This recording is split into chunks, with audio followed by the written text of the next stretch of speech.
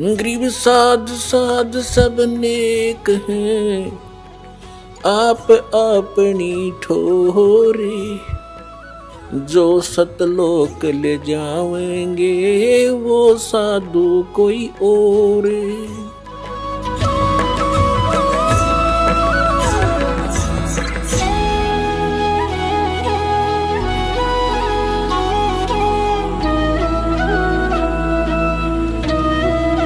कबीर सागर के अंदर कबीर बानी एक चैप्टर है, उसके पृष्ठ नंबर 134, 35, 36 और 37 पे यह स्पष्ट किया है कि गरीबदास जी का 12वां पंथ होगा। संवत उसमें गलती से संवत 1775 लिखा है, वहां 74 होना चाहिए, मिसप्रिंट है। कि उसमें जो आएगा भक्त संत, जो उसका मुखिया होगा, उसके माध्यम से मैं अपनी महिमा की वाणी को पुनः प्रकट कराऊंगा। लेकिन उस गरीबदास पंथ वाले भी उससे परिचित नहीं होंगे, असंग जन्म तक वो मेरे इस ज्ञान को समझ नहीं सकेंगे। फिर परमात्मा ने कहा था कि जब जैसे काल ने कहा था 12 पंथ करूं मैं साजा और नाम तुम्हारा ले करूं आवाजा, 12 पंथ चालू करूंगा तेरे नाम तय, परमेश्वर से कहा था। और 12 पंथ नाम जो ले ही सो मेरे मुख में आन समोई, और अनेक पंथ चलाऊं उनसे न्यारे ये राधा स्वामी, धन धन सतगुरु, जय गुरुदेव और ये ठाकुर जी, विनोद वाला, ताराचंद, ये और अनेक पंथों में से हैं। और अनेक पंथ चलाऊं या विद जीवों को भरमाऊं, जोग जीत जाओ संसारा, जीव न माने कहा तुम्हारा। तो इसलिए परमेश्वर ने कहा था कि चौथा युग जब कलयुग आई तब हम अपना अंश पठाई और काल फंद छूटे नरलोई, सकल सृष्टि परवाने खोई। ये तो उन्होंने बता दिया कि 12वें पंथ में मेरी महिमा की वाणी प्रकट होगी। उसके बाद फिर उस गरीब 12वें पंथ में हम ही चलावें और सब पंथ मिटा के एक पंथ चलावें। तो उस परमात्मा ना ये दास भेज दिया पुण्यात्माओं, गरीबदास पंथ में ही दास का से ही निकास हुआ है। फिर क्या बताया है कि कलयुग बीते 5500 पाचा, तब ये मेरा वचन होगा साचा। कलयुग बीत जावे जब एता, और सब जीव परम पुरुष पद चेता। 5505 जब वर्ष बीत जाएंगे, उस समय ये मेरी बात सत्य होगी कि मैं 12वें पंथ में स्वयं आऊंगा, सब पंथों को मिटाकर एक पंथ चलाऊंगा। अपने आत्मा थोड़े से दिन की बात है, बुद्धिमान समाज है, अभी तक उनके पास ये ज्ञान पहुंचा नहीं है और पहुंचने लग रहा है। परमात्मा तो दयालु है, घर घर टीवी लगा दिए, मोबाइल बना दिए, इनमें चिप डलवा लो, सीडी बैठ कर देख लो, पुस्तक पढ़ लो, टीवी देख, कहीं ना कोई तो मार्ग से अपने बच्चों तक ये पहुंचा कर छोड़ेंगे। और जब उनको ये समझ में आएंगे, ऐसे आएंगे दौड़कर और सब एक हो जाएंगे, सबका मोक्ष होगा, सब यहां भी सुखी होंगे और सतलोक जाएंगे। जहाज भर भर कर भगवान आपको सतलोक छोड़ का होगा।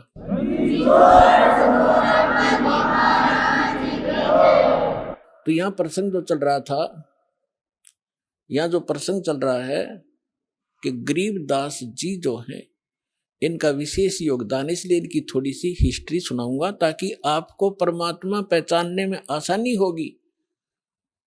सभी वेद बतावें और सभी परमात्मा प्राप्त संत गुण गावें, तो फिर भगवान के पहचानने में आपको धोखा नहीं होगा, देर नहीं लगेगी और दृढ़ हो जाओगे। फिर चाहे कोई ब्रह्मा विष्णु महेश आकर भी आपको भ्रमित करने की चेष्टा करेगा, आप उनकी बात को मान नहीं सकते। दास आपको इतना दृढ़ करना चाहता है।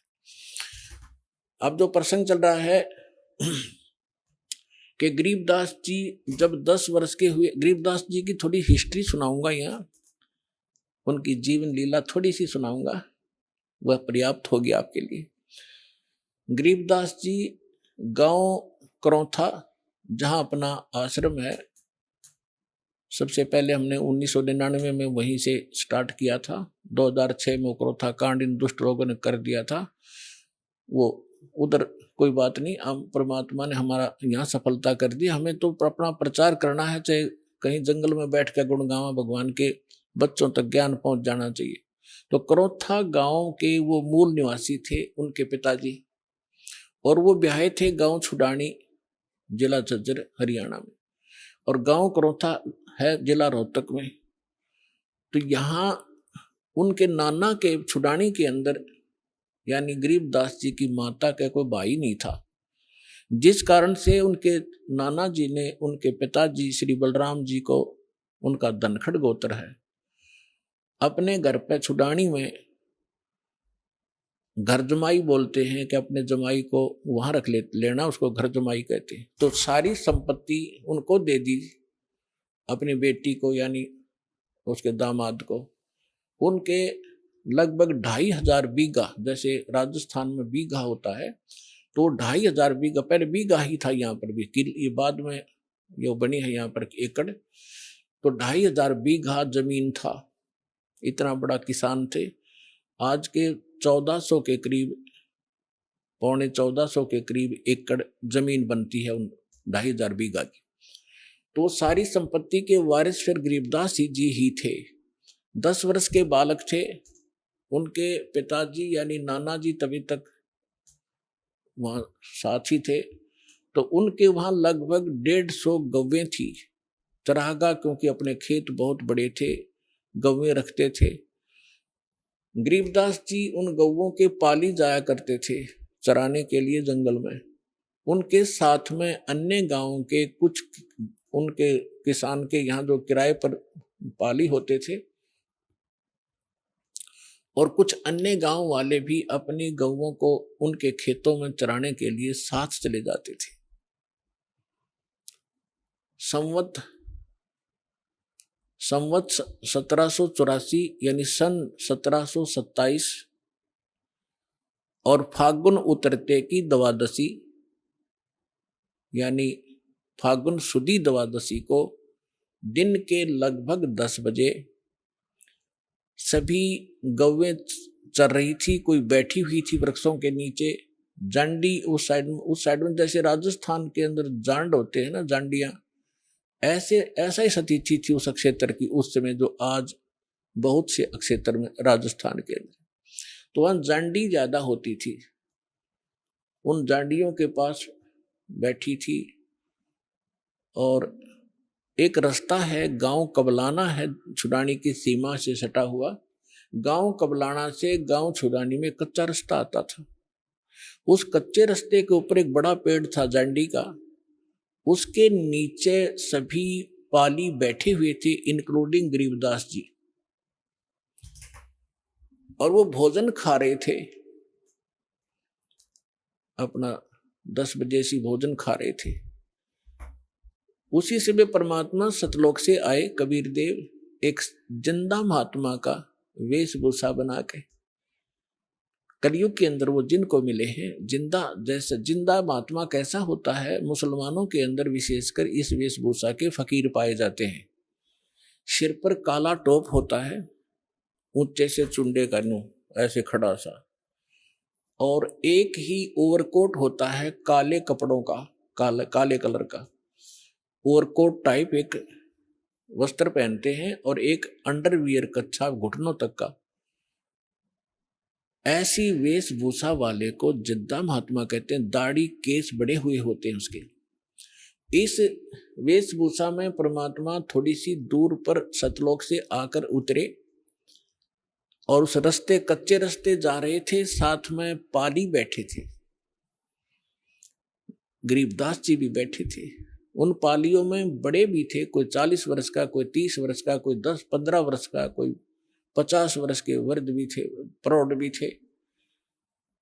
तो उस समय एक विशेषता थी, रास्ते चलते थे, साधु संत का तो आदर था ही था, आम व्यक्ति को भी विशेष रिगार्ड दिया करते थे और प्रार्थना करते थे, आओ जी भोजन पालो, दूर से चलकर आए हो, पैदल चल रहे, आओ महाराज बैठो भोजन पाओ। खड़ा हो गए एक आध भक्त और हाथ जोड़ दिए। परमात्मा तो आए उसी लिए थे, बैठ गए उनके पास। तब कहा जी भोजन पाओ। परमात्मा ने कहा, कबीर परमेश्वर ने, उस परम अक्षर ब्रह्म ने, कि भाई भोजन मैं खा के आया हूं अपने गांव से। पालियों ने पूछा आपका गांव कहाँ है महाराज, आपका डेरा कहाँ है? कि मेरा डेरा सतलोक के अंदर है, सतलोक नाम है मेरे डेरे का। अब उन्होंने सोचा भी होगा कोई गांव सतलोक नाम होगा उसका। तो महाराज जी भोजन खाओ। परमात्मा बोले भोजन नहीं खाऊं मैं, छका हुआ भी खा के आया। तो दूध तो पीना ही पड़ेगा आपने, हमारे पास ऐसी गव्वे हैं अभी 5 मिनट में दूध निकाल देंगे, ऐसी शरीफ गायें भी हैं। तो परमात्मा बोले भाई अगर दूध पिलाते हो तो कंवारी गाय का दूध पिया करूं मैं। तो सभी कहने लगे बाबा जी तेरा दूध पीने की नीत नहीं है, आप तो मजाक करते हो, उपहास कर रहे हो हमारा, आप दूध पीना ही नहीं चाहते। परमात्मा कहते पीना चाहता हूं, निकालो कंवारी गाय का दूध पीता हूं भाई मैं। तब गरीबदास जी खड़े हुए, उनकी एक प्रिय बछिया थी जिसको अभी बैल ने टच नहीं किया था, दूध पीना मां का छोड़ रखा था, लगभग 1-1.5 वर्ष की बछिया हो चुकी थी, 1 वर्ष की 1.5 वर्ष की। उसकी गले के रस्सी बांध रखी थी, उसको ला पकड़ के और कहा देखो महाराज जी इसके बच्चा तो है ही नहीं, दूध कैसे देगी? परमात्मा बोले कोई एक पात्र लाओ जिसमें दूध निकालेंगे, ये दूध देगी भाई। अब वहां एक मिट्टी का बर्तन था, जैसे जल पीने के लिए या लस्सी पीने के लिए ले जाते थे, उसको साफ करके रखा हुआ था। तो उसको कहा कि ये रखा जी पात्र, कहने लगे इसको फिर धो दो एक बार अच्छी तरह, फिर धो दिया साफ करके, इसके नीचे रखो गाय बछिया के। बछिया के नीचे गरीबदास जी 10 वर्ष के बालक पहले तगड़े हो जाते थे, पकड़ कर बैठ गए, हंस रहे हैं, देख रहे बाबा जी कैसे दूध निकालेगा। अब परमात्मा ने बछिया के कमर पर थपकी मारी, लंबे लंबे सतन हो गए और दूध की धार बह चली। जब वो पात्र भर गया अपने आप दूध बंद हो गया। गरीबदास जी हैरान कि बाबा जी बड़ा शक्ति वाला है। अगले महाराज जी फिर पी लो, आपने निकाला कुछ दूध, परमात्मा ने पिया। फिर उन पाली उपस्थित थे, बड़े छोटे जितने भी थे, उनसे कहा कि ले बेटा बच्चों पी लो, ये दूध यहाँ का नहीं है, मेरे डेरे से आया सतलोक से, अमृत है ये पी लो। वो पाली जो बड़े वाले थे, समझदार माने थे अपने आप ने, वो कहने लगे हम ना पीवा जादू जंत्र का दूध, और कंवारी गाय का पाप लग गया हमारा। अर्थ ने झूठा कर दिया कि मेरा तो कौन सी जाति का है। वो तो उठ कर चले गए। कहते हैं सकल पदार्थ है जग माही, कर्म ही नर पावत नाही। गरीबदास जी बोले ला महाराज जी आपका अमृत कद कद मिला मुझे झूठा। पुण्यात्माओं ये है वो पुण्यात्मा जिनके लिए भगवान भटक रहे होते हैं, जो दृढ़ भक्त होते हैं, उनका स्वभाव न्यारा होता है, उनके लक्षण अलग होते हैं। तो तुरंत गट गट जितना पीना था पिया और बाकी रख दिया। तो परमात्मा ने उनको ज्ञान समझाया, सारी कहानी सुनाई।